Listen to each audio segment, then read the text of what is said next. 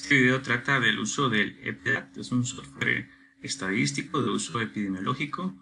Fue desarrollado por el Consejo de Salud de Galicia, en España, y por la Organización Panamericana de la Salud y Mundial de la Salud. Acá tenemos lo que es el área de trabajo. En esta parte de acá están los resultados y acá están los diferentes menús del programa. Nos interesa la parte del análisis descriptivo, y en el análisis descriptivo, en este módulo, encontraremos lo que son tablas de frecuencia, tablas de contingencia, estadísticos descriptivos, correlación de variables numéricas y gráficos. Vamos a comenzar con lo que son las tablas de frecuencia. Acá, la entrada se nos ve una ventana y nos indica dónde está la información. En este caso, se le da el botón de examinar. Yo lo tengo en el escritorio. Y voy a abrir un archivo que está en formato Excel 97-2003. También se pueden otros tipos de hojas de cálculo de OpenOffice y de Excel. Vamos a abrir. Acá está accediendo a la base de datos y las variables encontradas las va a poner en esta ventana de acá, y acá es donde queremos hacer el resumen. Entonces vamos a hacer una tabla de distribución de frecuencias, por ejemplo, del distrito.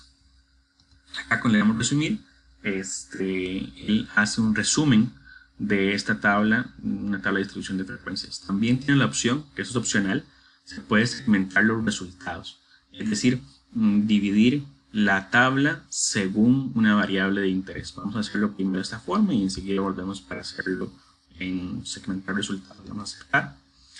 También se puede ordenar de forma ascendente o descendente. Esto es muy útil cuando uno quiere ordenar la información. En este caso vamos a ponerle que lo haga de forma descendente, es decir, de mayor a menor. Le damos el botón de calcular y nos genera una tabla de distribución de frecuencias. Entonces, en la información que tenemos, recuperamos información para lo que fue la valoración hacia el estudio, el ejemplo que hemos venido trabajando sobre la permanencia en la educación superior y el distrito de procedencia de los estudiantes. Entonces, como ven, acá tenemos lo que es la columna matriz, donde vienen los diferentes distritos, los nombres de los distritos, la frecuencia, el valor contado de cada uno de los atributos de la variable distrito, la frecuencia relativa multiplicada por 100 o porcentaje, y la frecuencia relativa acumulada multiplicada por 100 o porcentaje acumulado. Entonces podemos establecer que el 20% de las personas que participaron en el cuestionario viven en el distrito de Purral del cantón de Goigoechea. Esto es un ejemplo. Entonces podemos dividirlo incluso por cantón. Si en este momento no sabemos qué distrito pertenece a cada cantón, también tenemos la información del cantón y podríamos segmentarlo, que eso fue lo que hicimos.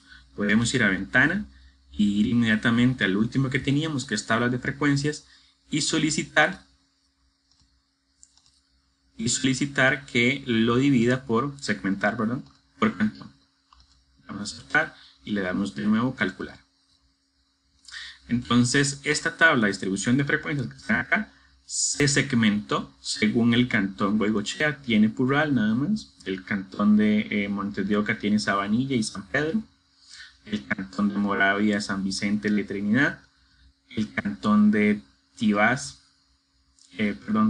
Colima y San Juan, San José tiene Hospital San Sebastián y el Carmen, y Turruares, San Pablo. Como ustedes pueden ver, todos son del gran área metropolitana. Y está dividido, lo segmentamos la información por cantón. Esto es muy útil cuando queremos segmentar la información. Igualmente, acá podríamos segmentarlo no por cantón, sino que por sexo. Le damos acá, aceptar, calcular, y entonces tenemos la información de las personas que residen, los hombres por cantón, por distrito, y la gente que reside en los diferentes distritos si son mujeres. Hay 9 mujeres y hay 11 hombres, como ustedes pueden observar, y esta es la nueva distribución a partir de la segmentación por esta variable de interés. El otro análisis que se puede hacer a partir de las tablas de frecuencia son las tablas de contingencia o las tablas de 2×2 en las cuales queremos tener, se tienen filas y columnas y se quiere observar las diferencias que existen. Acá, por ejemplo, tendríamos el mismo ejemplo, el distrito, lo voy a poner en las filas. En las filas usualmente se pone aquella variable que tenga una mayor cantidad de atributos. En este caso los atributos son los distritos, los nombres de los distritos, y en las columnas el que tenga un menor cantidad de atributos. Sexo, tendríamos los atributos hombre y mujer, entonces lo vamos a colocar acá, le vamos a aceptar, y se pueden incluir porcentajes por fila, por columna o por total. Vamos a ponerle los porcentajes por columna para que se observe cómo se hace. Le damos calcular y acá tenemos. Entonces la gente del Carmen dividido entre hombres y mujeres, el 9,9% de los hombres reside en el Carmen, ¿verdad? Porque este es un porcentaje por columna. Aquí suma el 100%. Igualmente se podría hacer por fila. Entonces esta es una tabla de contingencia. Vamos a quitarle el que sea por columna. Nada más, calcular. Acá está. Entonces esto es una tabla de contingencia. Queremos ver la información de los distritos según hombres y mujeres. Vean que es diferente, este es segmentado entre hombres y mujeres. Aquí genera dos tablas por aparte, y esta es una tabla concentrada que se llama tabla de contingencia. Estos son valores absolutos y no pedimos los porcentajes. Igualmente, nada más venir acá, tabla de contingencia, y solicitar, por ejemplo, por fila. Le damos a calcular. Entonces vemos que el 33% de los que viven en Colima son mujeres y el 66,77% son hombres.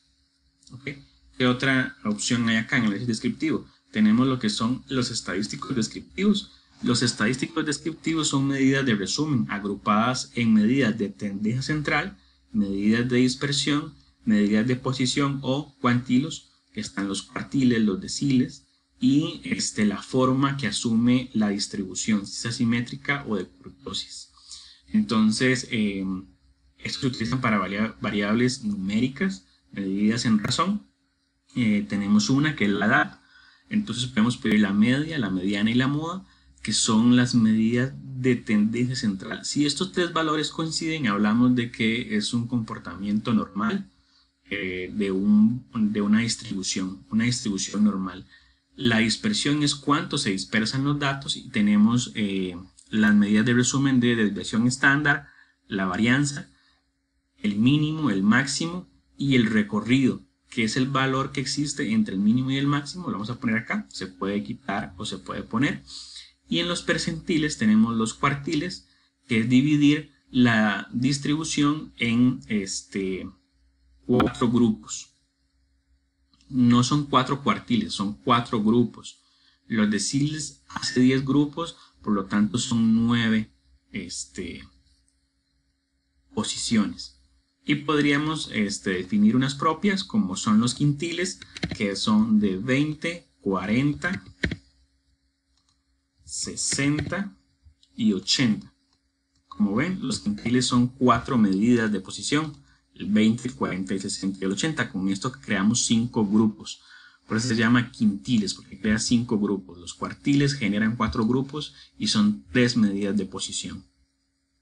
Entonces seleccionamos la variable. En este caso sería la misma base de datos que estamos trabajando, y la variable edad.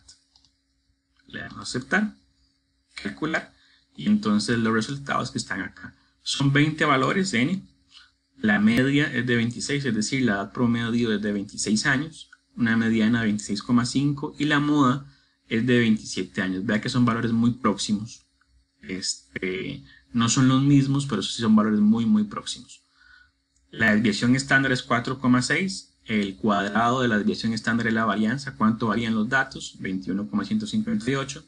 El mínimo, valor registrado, es de 18 años de edad, es decir, la menor edad es 18, el máximo es de 35 años y el recorrido es 17, es decir, la diferencia que existe entre el máximo y el mínimo. En los cuartiles, el P25, el primer cuartil, o el percentil 25 es de 22 años, la mediana o el percentil 50 es de 26,5, vean que es lo mismo. Percentil 50, el cuartil 2 y la mediana es el mismo valor. El percentil 75, 28,75 y los quintiles.